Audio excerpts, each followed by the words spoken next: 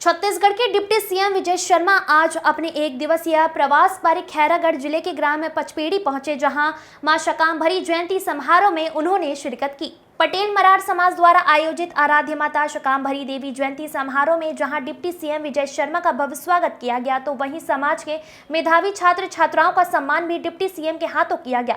वहीं मीडिया से चर्चा करते हुए डिप्टी सीएम शर्मा ने कहा कि मां शाकंभरी के आशीर्वाद से ही पूरा प्रदेश अन्न धान से परिपूर्ण है।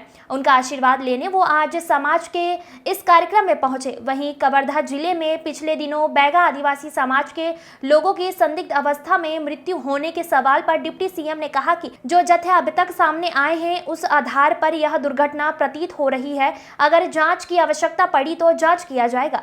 वहीं प्रदेश में धान खरीदी की तारीख को आगे बढ़ाने पर उन्होंने कहा कि भाजपा की सरकार है, अगर किसानों का धान बेचेगा तो तारीख आगे बढ़ेगी।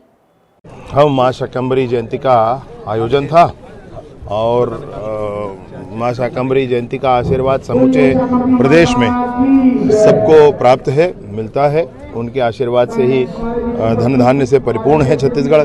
तो उनके जयंती के कार्यक्रम में उनको प्रणाम करने के लिए, समाज के साथ बातचीत करने के लिए मैं यहाँ पर। उसमें जब जो कुछ तथ्य अभी तक सामने हैं उसके आधार पर तो दुर्घटना है, ऐसा है।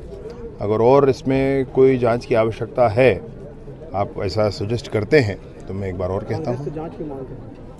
नहीं, ठीक है, जांच की मांग उचित है। अगर किसानों का धान बेचेगा तो धान खरीदी का डेट बढ़ेगा, उसमें संशय नहीं।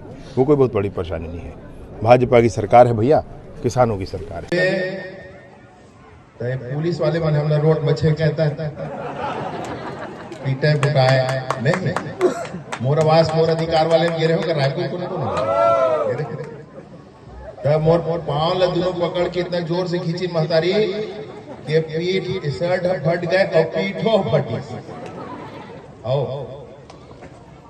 फिर कहा है जनता ताकत बड़े होते नहीं गई, जनता ताकत बड़े होते लोकतंत्र।